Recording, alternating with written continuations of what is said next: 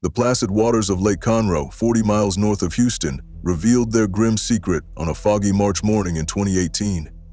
A fisherman's hook caught not on a bass or catfish, but on something far more sinister, a weighted tarp containing human remains. The body would later be identified as Vanessa Porter, a 32-year-old executive assistant who had been reported missing 3 months earlier. What initially appeared to be another tragic drowning would unravel into one of the most complex and disturbing corporate crime cases in recent Texas history. The moment I saw those weights attached to the tarp, I knew we weren't dealing with an accident, recalled Detective James Hartman of the Montgomery County Sheriff's Office. Someone had gone to great lengths to make sure this body was never found.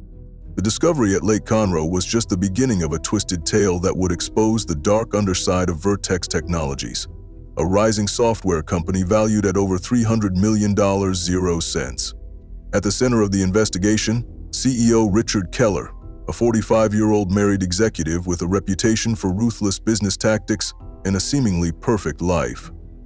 His arrest 3 weeks after Porter's body was found sent shockwaves through Houston's business community. But the story that emerged in the subsequent investigation revealed something far more complex than a simple case of workplace violence. It was a narrative of rejection, revenge, medical deception, and ultimately, murder, all hidden behind the gleaming glass exterior of a corporate success story. Vertex Technologies occupied the top 3 floors of a sleek high-rise in downtown Houston. Founded in 2012, the company had grown rapidly under Keller's leadership, developing specialized software for the oil and gas industry. By all accounts, Richard Keller was the embodiment of success. Harvard MBA, married to his college sweetheart Amanda, father of 2, and homeowner in River Oaks, one of Houston's most exclusive neighborhoods. Richard was the kind of guy everyone wanted to be around, said former Vertex marketing director Trevor Williams.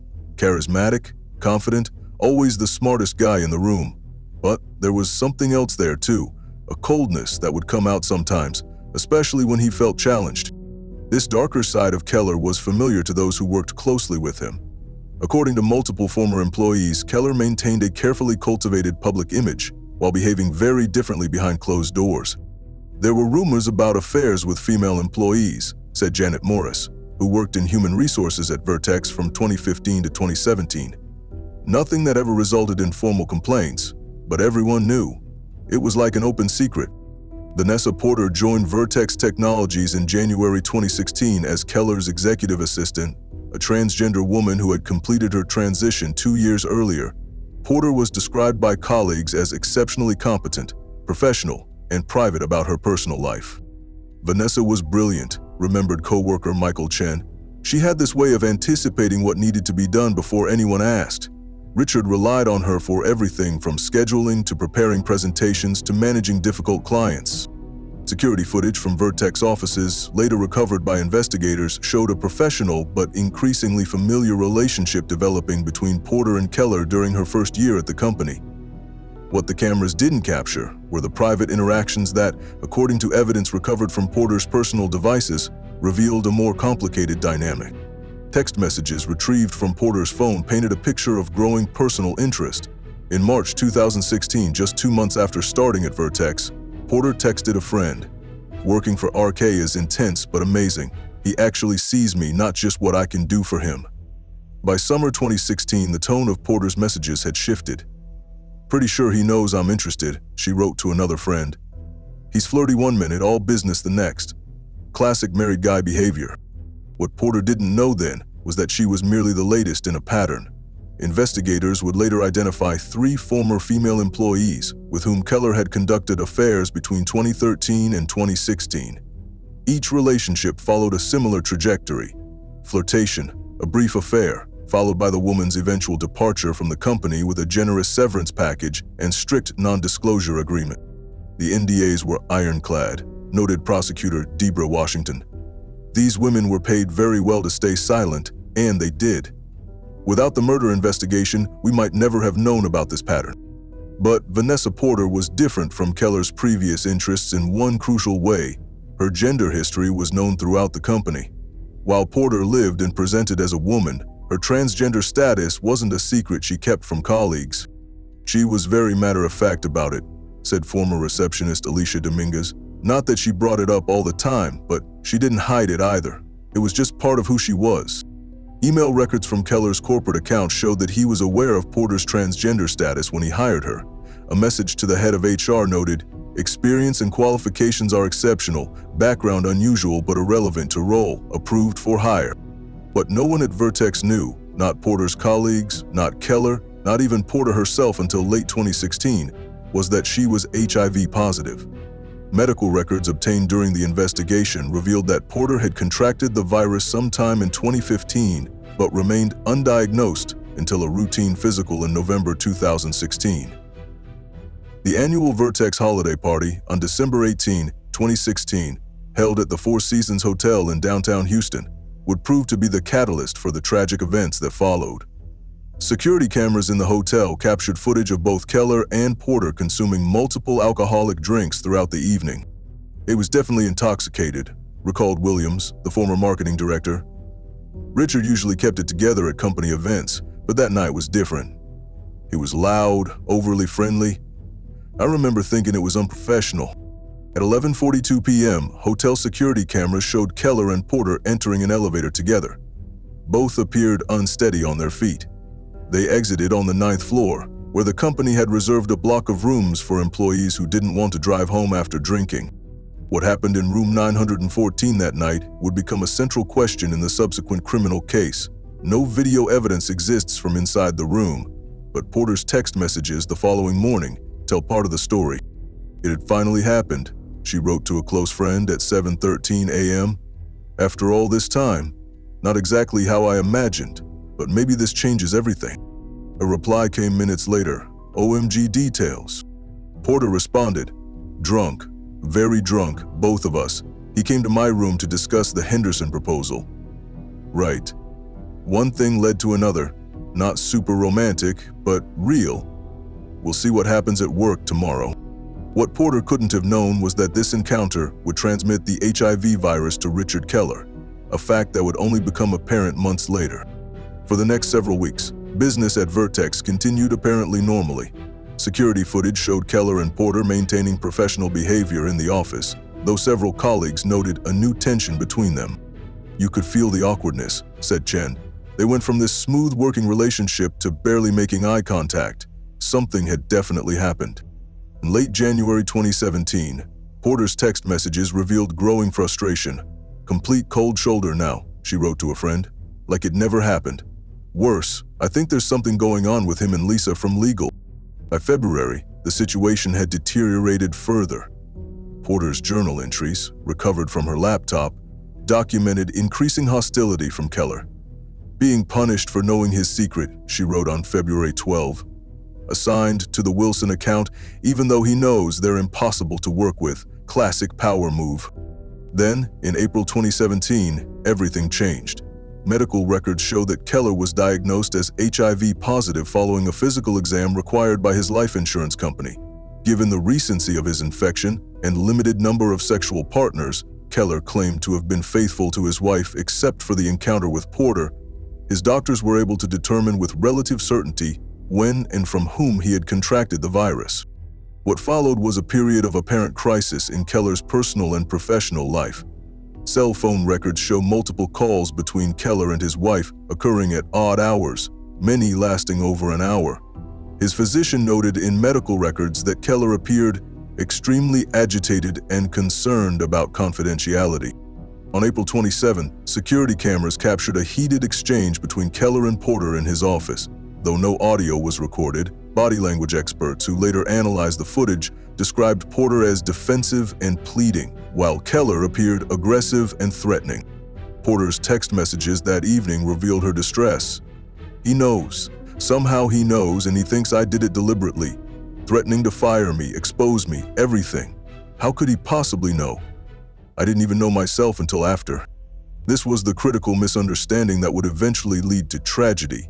While Porter had indeed been diagnosed with HIV in November 2016, before the holiday party encounter, medical records confirmed that she had not received those test results until January 2017 due to a clerical error at her doctor's office. By then, the transmission to Keller had already occurred. "It was a perfect storm of terrible timing," observed Detective Hartman. Porter unknowingly infected Keller, but from his perspective, the sequence of events made it look intentional. Throughout May 2017, the situation at Vertex continued to deteriorate. HR records show that Keller initiated a performance improvement plan for Porter, citing inconsistent work quality and communication issues, complaints that contradicted her previously stellar performance reviews. Meanwhile, according to later testimony from Amanda Keller, Richard's behavior at home had changed dramatically. "He became obsessed with privacy," she told investigators. "Changed all the passwords, started sleeping in the guest room. When I asked what was wrong, he would just say it was work stress." What Amanda Keller didn't know then was that her husband had received an HIV diagnosis and was struggling with how to reveal this to her, especially given that the infection would expose his infidelity. On June 12, 2017, Richard Keller finally told his wife about his HIV status. Phone records show that immediately following this conversation, Amanda Keller made several calls to a divorce attorney. By the end of the month, she had moved out of their River Oaks home and taken the children with her. With his personal life crumbling, evidence suggests that Keller's focus turned increasingly to the woman he blamed for his situation. Security footage from this period shows multiple confrontations between Keller and Porter in the Vertex offices, with colleagues occasionally intervening. "It was getting really uncomfortable," recalled receptionist Dominguez. "You could cut the tension with a knife whenever they were in the same room. People were starting to talk." July 3, 2017, Porter filed a formal complaint with Vertex's HR department, citing harassment and a hostile work environment.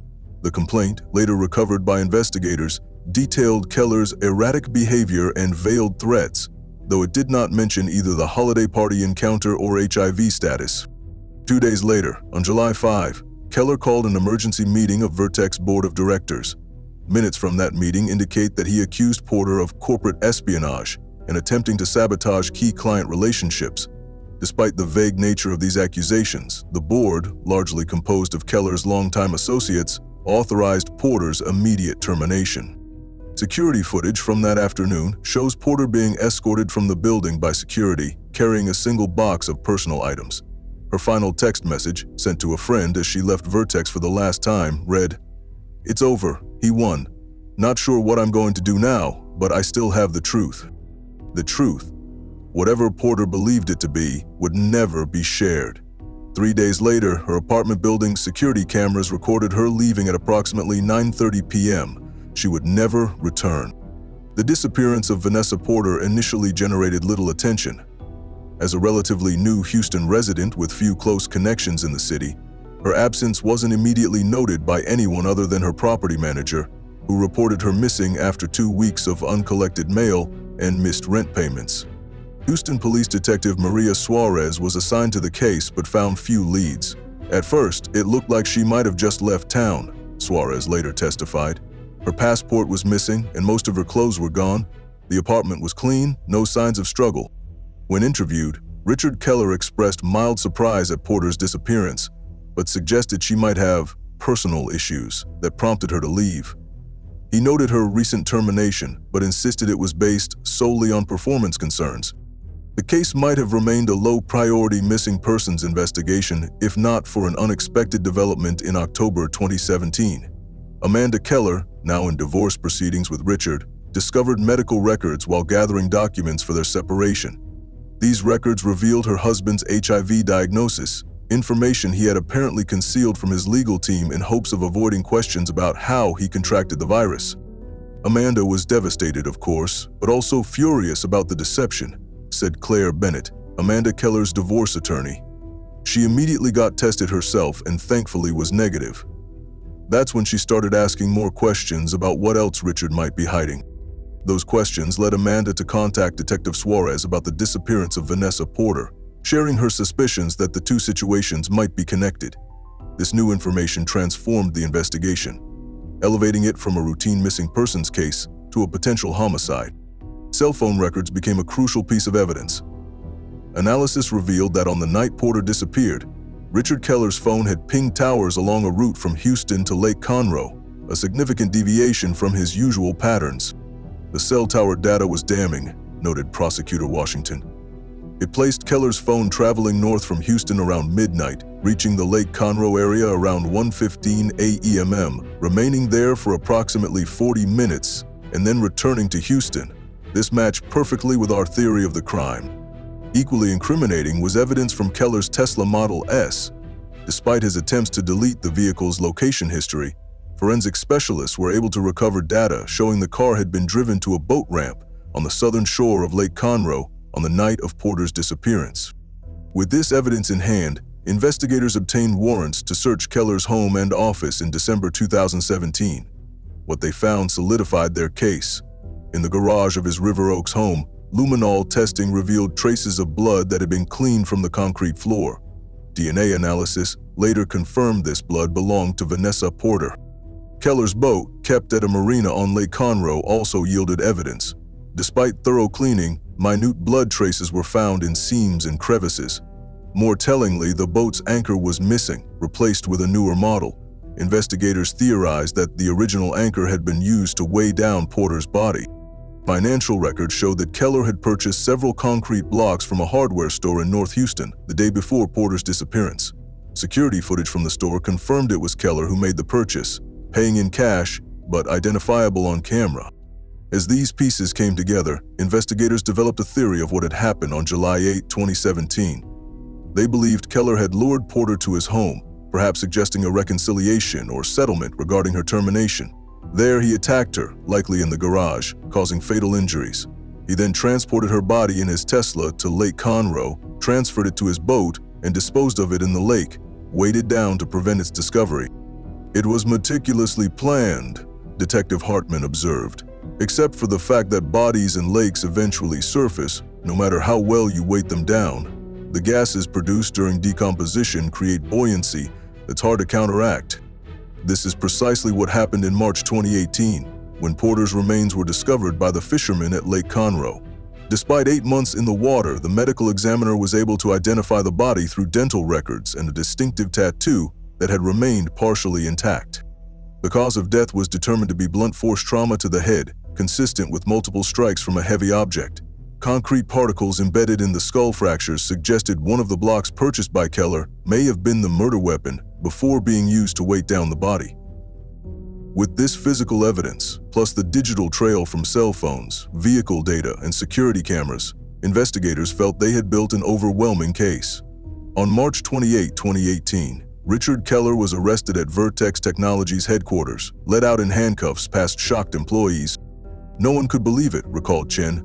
"Our CEO arrested for murder. It was like something out of a movie, not something that happens in real life." The case against Keller centered on what prosecutors called a perfect storm of motive.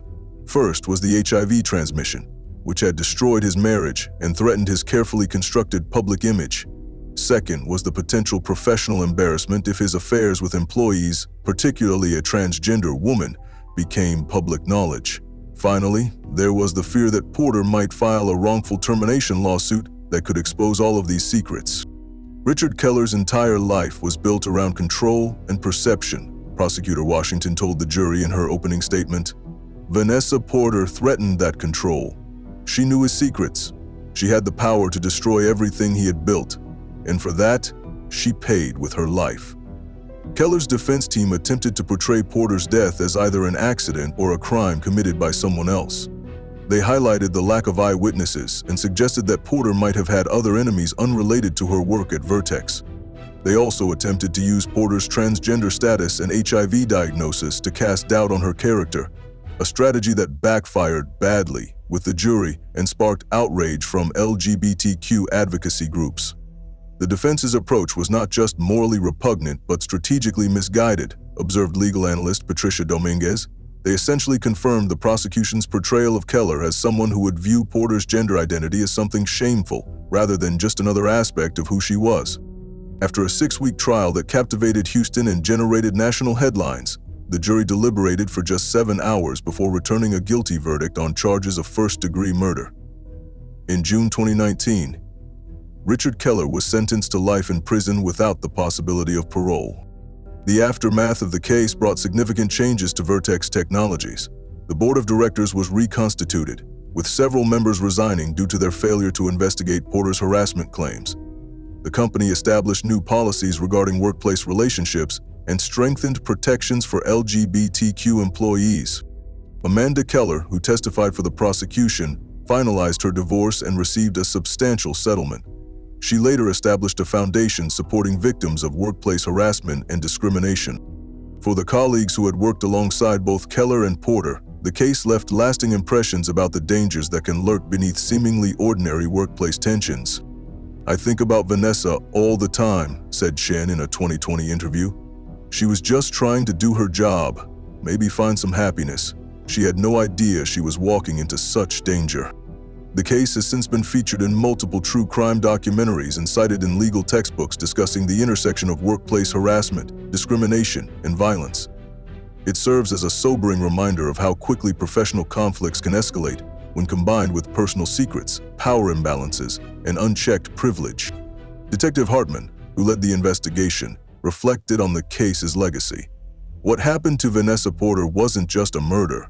It was the end result of a toxic environment where one person had too much power and too little accountability.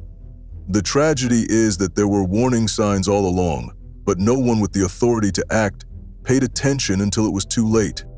As for Lake Conroe, local residents say the once popular fishing spot where Porter's body was found has become notably quieter. Some claim to avoid the area out of respect, others from superstition. Either way, the placid waters now carry a grim reminder of how deadly secrets can be when they finally surface. It was the smell that finally gave it away. In the late summer of 2019, maintenance workers at the Pinehurst Luxury Apartments in Seattle were called to investigate a persistent odor emanating from Unit 407. The tenant, Dr. Emma Bennett, a respected pharmaceutical researcher, hadn't been seen for weeks. What they discovered inside would set in motion an investigation that would shake the foundations of one of the city's most prestigious medical research firms and expose a deadly web of deception, disease, and revenge. "I've been in this business 23 years, said the Seattle PD detective Marcus Wong, and I've never seen a crime scene so meticulously arranged. It wasn't just a murder, it was a message." The body of Emma Bennett, 36, was found seated at her dining table, positioned as if in the middle of a meal. The cause of death was clear: a fatal dose of potassium chloride, a compound that stops the heart almost instantly but leaves few forensic traces. It was a killer's poison of choice, particularly for someone with medical knowledge. A single wine glass, half empty, sat beside her plate. Toxicology would later confirm this as the delivery method. Most disturbing was what investigators found on the apartment walls. Dozens of printed emails, text messages, and medical reports arranged in chronological order, creating a timeline of events. Like a grotesque art exhibition, the display told a story of betrayal, illness, and calculated revenge, with Bennett herself as both protagonist and ultimate victim. At the center of this bizarre tableau was a name that would soon become the focus of the investigation: Marcus Lucas, CEO of Helix Biotherapeutics, one of Seattle's fastest-growing medical research companies, and Bennett's former employer and lover. "It was immediately obvious this wasn't a typical homicide," said Detective Wong. "This was someone telling a story. Our job was to figure out if it was fact or fiction." The story those walls told would prove to be far more complex and far more tragic than anyone could have initially imagined. Emma Bennett had been a rising star in pharmaceutical research. With a PhD from Stanford and postdoctoral work at Johns Hopkins, she joined Helix Biotherapeutics in 2015 as a senior researcher focusing on antiviral medications. Colleagues described her as brilliant, driven, and intensely private. Emma was the kind of scientist who would work through weekends without complaint, recalled Dr. Sanjay Patel, a former colleague. She wasn't very social, but her work was impeccable. Everyone respected her intellect. Helix Biotherapeutics had been founded in 2010 by Marcus Lucas, a charismatic entrepreneur with a background in both medicine and business. At 42, Lucas had already built and sold 2 biotech startups before launching Helix, which focused on developing treatments for chronic viral infections. By 2015, the company had secured over $200 million, 0 cents in venture capital funding, and occupied an entire floor in a gleaming downtown Seattle office tower. Lucas was well known in Seattle's business community, divorced, wealthy, and frequently featured in local business publications. His ex-wife, Rebecca Lucas, had left Seattle after their 2013 divorce, taking their 2 children to Portland. The separation had been publicly amicable, with both parties signing non-disclosure agreements regarding the details. Marcus cultivated this image of the brilliant, driven CEO, who also made time for charity work and community involvement, said Seattle Business Monthly editor Claire Whitman. He sat on the boards of several nonprofits, donated generously to medical causes, and always seemed genuinely committed to improving public health. What few people knew about Lucas was that he was transgender, assigned female at birth. He had transitioned in his early 20s, long before founding Helix. His medical history was known only to his closest confidants and physicians. It was not something he discussed publicly, not out of shame but from a desire for privacy and a belief that his gender history was irrelevant to his professional life. Marcus was very open with me about his transition. Rebecca Lucas would later tell investigators. It wasn't a secret between us, but it was private.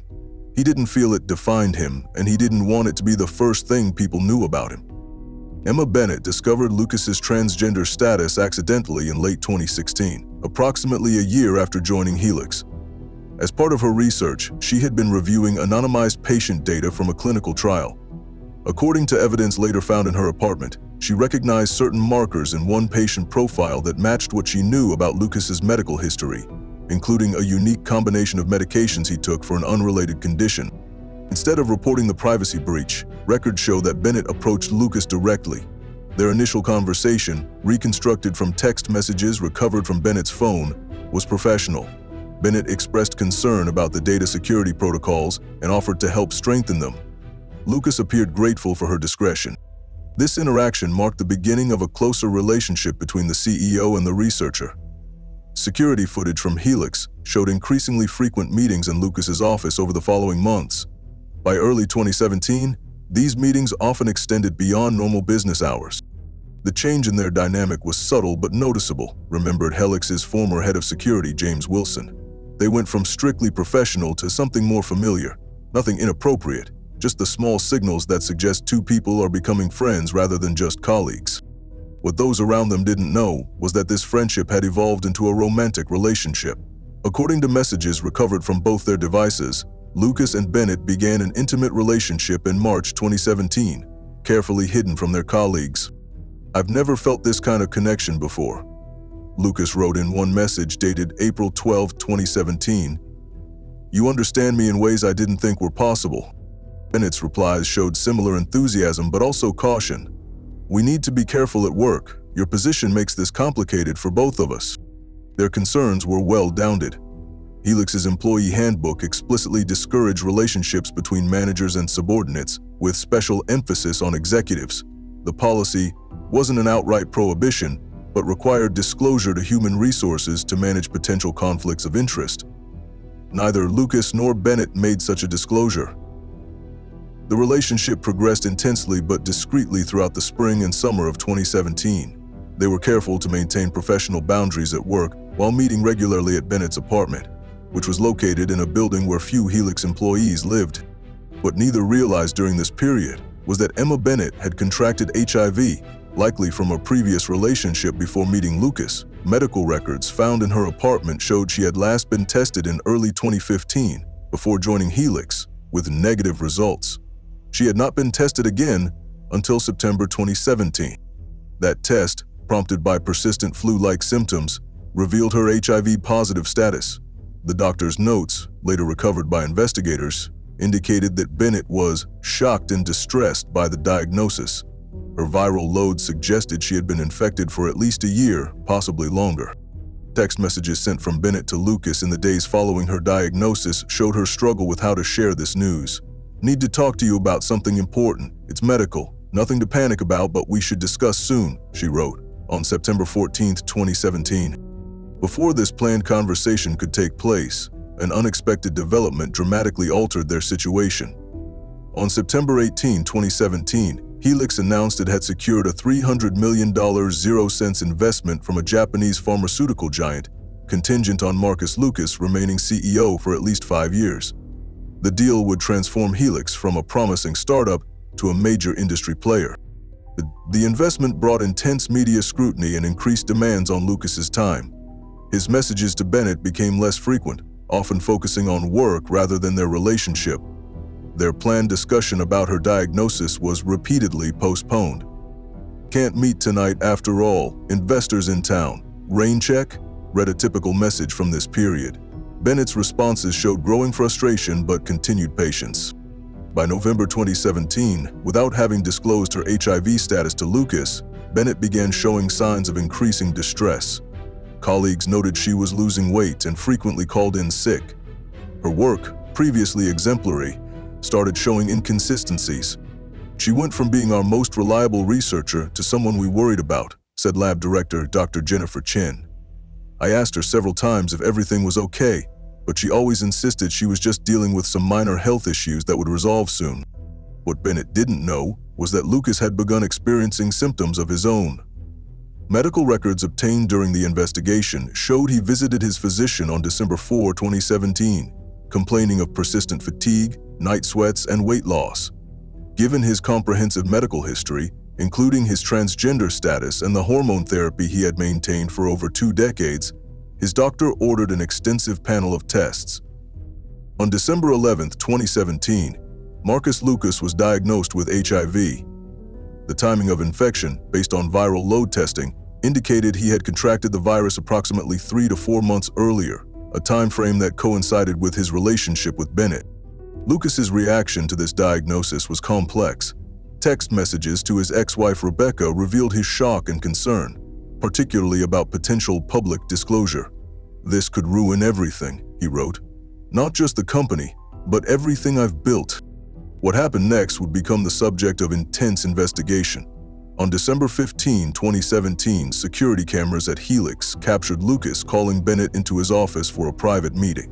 No audio was recorded, but body language experts who later analyzed the footage described the interaction as intensely confrontational on Lucas's part and defensive, then resigned on Bennett's. Immediately following this meeting, Bennett cleared out her desk and left the building. Her resignation letter, submitted electronically that same afternoon, cited personal health concerns as the reason for her immediate departure. Text messages sent from Bennett to a close friend that evening revealed the true nature of the confrontation. "He knows. Test came back positive and he figured out it was from me. Accused me of knowing all along and hiding it deliberately. Couldn't make him understand that I only found out myself recently. He thinks I betrayed him." The friend replied, "That's terrible. Can you fight this? Wrongful termination?" Bennett's response was ominous in retrospect. "No point. Too complicated with our history. Better to just start over somewhere new. Besides, he's right about one thing. I did change his life forever, just not the way he thinks." This exchange would later be identified by prosecutors as the first indication of Bennett's evolving plan for revenge. In the weeks that followed, Bennett withdrew almost completely from her social circle. Credit card records show she rarely left her apartment except to visit medical appointments and a local pharmacy. Her browser history revealed extensive research into HIV treatments, Washington state laws regarding disease transmission, and most tellingly, various undetectable poisons and their effects on the human body. Meanwhile, Marcus Lucas was dealing with his own crisis. His medical records showed he began antiretroviral therapy immediately after diagnosis. He also reached out to a high-end crisis management firm specializing in executive privacy issues. Mr. Lucas was extremely concerned about confidentiality, recalled Patricia Morrison, the firm's director. His worries were twofold: the HIV diagnosis itself and the possibility that his transgender status might become public knowledge if his complete medical history were ever leaked. He viewed both as potentially devastating to his professional reputation, particularly with the new investment deal still being finalized. What Lucas didn't realize was that his concerns about exposure were being actively exploited. Email records recovered from Bennett's computer revealed she had created an anonymous email account and had begun sending messages to Lucas in late January 2018, hinting at exposure of his complete medical history, unless certain demands were met. These emails never explicitly mentioned either his HIV diagnosis or transgender status. They were carefully worded to avoid direct blackmail charges, but their intent was clear. The demands included a $2 million 0-cents consulting fee to be paid to an offshore account, and a glowing recommendation letter that would help Bennett secure a position at another research firm. Lucas's responses showed initial panic, then determination to identify the sender. Digital forensics would later show that he hired a private cybersecurity firm to trace the anonymous emails, eventually connecting them to Bennett through sophisticated analysis of writing patterns and metadata. Rather than contacting law enforcement about the attempted blackmail, Lucas adopted a strategy of stalling while gathering information. His replies to the anonymous emails were non-committal, requesting more time to consider the demands. Meanwhile, security camera footage showed Lucas's car parked near Bennett's apartment complex on 3 separate occasions in February 2018. Cell phone data confirmed his presence in the vicinity for several hours each time, suggesting surveillance. By March 2018, the situation had reached a critical point. Bennett's medical records showed her health was deteriorating as she struggled with both HIV complications and what her doctor noted as severe situational depression and anxiety. Despite this, her focus on revenge appeared to intensify. A notebook found in her apartment contained detailed observations of Lucas's routine, his regular coffee shop, his gym schedule, the service entrance to his condominium building that lacked security cameras. Most disturbing was a list titled Access Points, which included notations about his food preferences and dining habits. On March 22, 2018, Bennett placed an order with a specialty chemical supply company using her Helix credentials, which had apparently never been deactivated in the company's system. The order included potassium chloride and several other compounds used in pharmaceutical research. It was delivered to a package pickup location near her apartment 2 days later. That same week, Lucas's private security firm provided him with definitive proof that Bennett was behind the anonymous emails. His response, documented in messages to the security consultant, was measured but determined. "I need to confront this directly. Set up surveillance of my condo and office. I'm going to invite her to meet and try to resolve this once and for all." What Lucas didn't share with his security team was his own plan for ending the threat Bennett posed.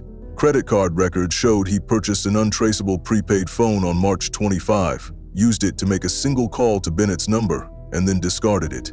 The content of that conversation was never recorded, but its outcome was clear. Bennett agreed to meet Lucas at her apartment on the evening of March 30, 2018. Security footage from Bennett's apartment building showed Lucas arriving at 7:43 p.m., carrying what appeared to be a bottle of wine in a gift bag. He was admitted to the building by Bennett via the intercom system. No cameras captured the interior of her apartment, but he remained in the building for approximately 2 hours, leaving at 9:51 p.m. His expression, as captured by the exit camera, was described by analysts as shaken but resolute. Emma Bennett was never seen alive again. For nearly 5 months after that March meeting, Emma Bennett's absence went largely unnoticed. Her few friends assumed she was focusing on her health and new job prospects. Having resigned from Helix, she had no workplace that might report her missing. Her rent continued to be paid automatically from her bank account, and her minimal social media presence had never been very active. It wasn't until August 23, 2019, that her decomposing body was discovered in her apartment, prompted by complaints about an odor and overdue rent payments after her bank account was finally depleted. The crime scene immediately puzzled investigators. The body showed no signs of struggle or defensive wounds. Toxicology confirmed death by potassium chloride poisoning, likely administered in the wine that still sat, half-consumed, at her table. Most baffling was the elaborate display of documents covering her apartment walls, a timeline that began with her hiring at Helix and ended with a printout of Lucas's calendar for March 30, 2018. With a 7:30 p.m. entry reading simply, "EB, final discussion." It was like walking into someone's mind, said crime scene technician Alicia Ramirez. Every significant event, every text, every medical report, all arranged to tell a specific story. The level of organization was disturbing, especially considering she was, allegedly, the victim. This strange scene immediately focused police attention on Marcus Lucas. When detectives arrived at the Helix offices to interview him, they discovered he had left for a business emergency in Boston the previous day, immediately after news of Bennett's discovery had broken locally. Lucas returned to Seattle 3 days later and voluntarily presented himself for questioning, accompanied by his attorney. His account of the March 30 meeting admitted to visiting Bennett's apartment but claimed their discussion had been civil, a mutual agreement to move on and cease all contact. He denied any knowledge of her death, suggesting she might have taken her own life after he left. Mr. Lucas was composed but visibly uncomfortable, noted Detective Wong in his interview records. He acknowledged their relationship and his HIV diagnosis, but insisted he had no reason to harm Bennett. According to him, they had reached an understanding that evening that would end her blackmail attempts in exchange for a financial settlement. Bank records confirmed that Lucas had transferred $250,000, 0 cents, to Bennett's account on April 2, 2018, listed as consulting services. This transfer became central to the case. Was it evidence of a blackmail payoff, as Lucas claimed, or something more sinister? The investigation took an unexpected turn when forensic analysis of Bennett's laptop revealed a folder labeled Contingency, containing a detailed description of her own murder. The document, created in February 2018, described how she planned to end her life using potassium chloride if her health deteriorated beyond a certain point, but to arrange the scene to implicate Lucas. "I know he will come if I threaten him enough," she had written, "and when they find me, they'll find everything he tried to hide." This discovery temporarily shifted the investigation towards suicide, but several inconsistencies remained. The document had been modified on April 1, 2018, 2 days after Lucas's visit. Could Bennett have updated her suicide plan after their meeting, or had someone else accessed her computer? The breakthrough came from an unexpected source, Rebecca Lucas, Marcus's ex-wife. After learning of the investigation from news reports, she contacted Seattle police with information about a disturbing phone call she had received from Marcus the night of March 30, 2018. Brevon also recalled, "Mercer was absolutely distraught," she told investigators. "He kept saying, 'I didn't mean for it to happen this way,' and she drank it before I could stop her. When I asked what he was talking about, he said he had to go and hung up. I tried calling back, but he didn't answer until the next morning, when he acted like nothing had happened." Phone records confirm this call had taken place at 10:22 p.m., approximately 30 minutes after Lucas had left Bennett's apartment.